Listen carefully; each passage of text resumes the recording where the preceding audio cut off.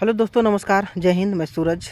आपका स्वागत है हमारे इस चैनल पर। जैसे कि आप भली भांति जान रहे हैं कि रामनवमी का जो त्यौहार था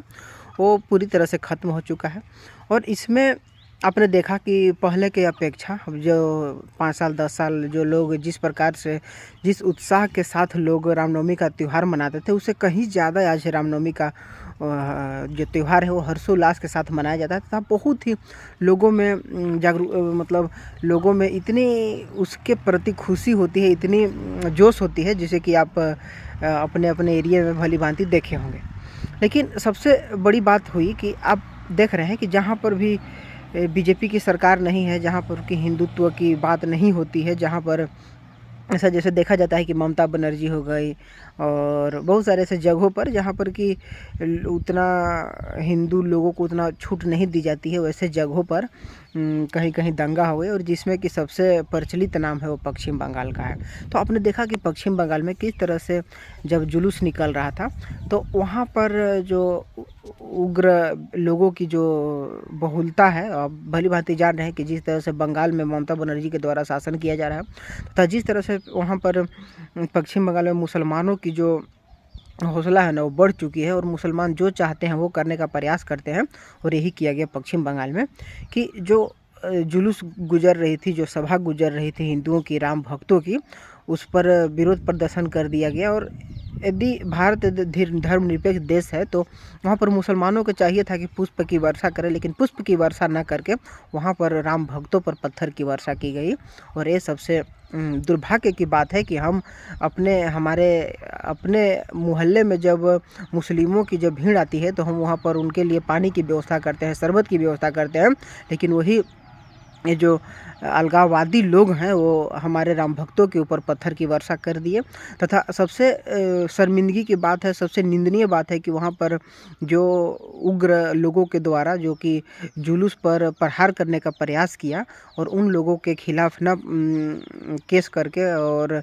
जो ममता बनर्जी है वो उल्टे हिंदुओं को ही बदनाम करने में लगी हुई है तथा यही बोली कि हिंदू लोगों की जो राम की जो रैलियां निकल रही थी, राम भक्तों की जो टोलियां निकल रही थी, उन लोगों की गलती हुई कि वहाँ पर हिंसा हुई। और ऐसा देखा गया कि पश्चिम बंगाल में उस जुलूस से जो भी विरोध प्रदर्शन हुए और जुलूस को दबाने का प्रयास किया गया, उसमें बहुत सारे गाड़ियों को, बहुत सारे घरों को, बहुत सारे दुकानों को आके हवाले कर दिया। और इसमें अधिकतर जो नुकसान था वो हिंदुओं को ही पहुंचा। लेकिन कितनी शर्म की बात है ना कि हम बोलते हैं कि हमारा देश धर्मनिरपेक्ष है और हम मुसलमानों की कितना इज्जत करते हैं, हमें भली भांति जानते हैं तथा सारा देश जानता है कि हम हिंदू लोग कितना मुसलमानों का इज्जत करते हैं तथा उनके साथ भाईचारा से रहना चाहते हैं। लेकिन अक्सर देखा जाता है कि जहाँ पर भी मुस्लिम की बहुलता है वहाँ पर जब हिंदुओं की टोलियाँ निकलती है, हिंदुओं की जुलूस निकलती है, तो उन्हें किसी न किसी प्रकार से, किसी न किसी बहाने से उन्हें रोकने का प्रयास किया जाता है तथा बहुत सारे ऐसे जगह हैं जहाँ पर कि आगजनी हो जाती है, दंगा हो जाता है। और आज वही काम हुआ पश्चिम बंगाल में। दोस्तों, आप समझ रहे हैं कि कितने दिनों से ममता बनर्जी किस तरह से हिंदुओं को दबाने का कार्य कर रही है पश्चिम बंगाल में। तथा ममता बनर्जी ही एकमात्र ऐसे नेता है जो कि रोहिंग्या मुसलमानों को कितने अच्छा से उन्हें सुविधा दी जाती है। भारत के जो पश्चिम बंगाल के जो बहुत पहले से चले आ रहे हैं वहाँ के जो बसिंदे हैं, जो वहाँ पर बहुत पहले से उनका घर मकान है और ऐसे हिंदू लोगों को ना वहाँ पर कीड़ों की तरह रखा जाता है। उन्हें किसी पर भी प्रकार का कोई सरकारी लाभ नहीं दिया जाता है। लेकिन जब वही पश्चिम बंगाल में ममता बनर्जी के द्वारा लाए गए रोहिंग्या मुसलमान हैं तो सबसे पहले उनका आधार कार्ड बनाया जाता है, वोटर ID कार्ड बनाया जाता है, राशन वगैरह सारा का सारा सुविधा उन्हें दी जाती है ताकि वही जो पश्चिम बंगाल के जो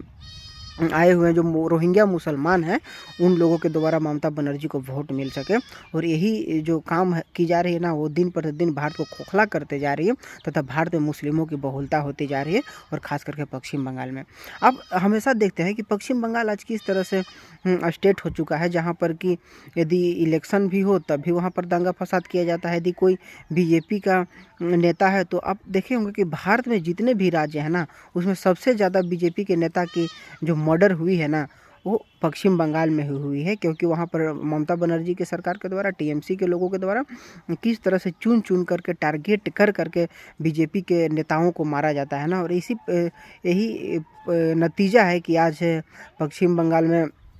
बीजेपी अपना कुछ भी काम नहीं कर पाई। और इतना प्रयास करने के बावजूद भी आज पश्चिम बंगाल में बीजेपी का किसी भी प्रकार का कोई ऐसा सीट नहीं आ पाया है। और ये एक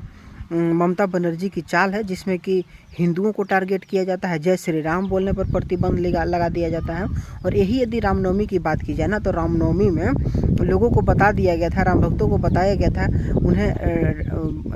चाहे आपका किसी भी इलाके में कहीं भी घर हो, मकान हो, लेकिन उन लोगों को बोला गया था कि आपको मुस्लिम इलाके से होकर के नहीं गुजरना है। और थोड़े बहुत भी जहाँ पर मुस्लिम थे ना, वहाँ से उन राम भक्तों को जाने से मना कर दिया गया था। तो ये है घटिया नीति ममता बनर्जी की। और आज पश्चिम बंगाल जिस तरह से पाकिस्तान बनने के कगार पर पहुंच गया है, पश्चिम बांग्लादेश बनने का कगार पर पहुंच गया ना, उसे आप भली भांति समझ सकते हैं। तथा बांग्लादेश के अधिकांशतः जो मुस्लिम है ना, वो छुप छुप करके घुसपैठिए बन कर भारत में आते हैं, पश्चिम बंगाल में रहते हैं, तथा वहाँ उन मुसलमानों को, उन रोहिंग्या मुसलमानों को सारी की सारी सुविधा दी जाती है, वो भी सरकारों के द्वारा। तो आप सोचिए कि किस तरह से आज हमारे भारत में जो जो रोहिंग्या मुसलमान हैं, उन्हें बढ़ाने की, उन्हें लाने की किस तरह से साजिश रची जा रही है, कितना प्रयास किया जा रहा है, आप भली भांति समझ सकते हैं।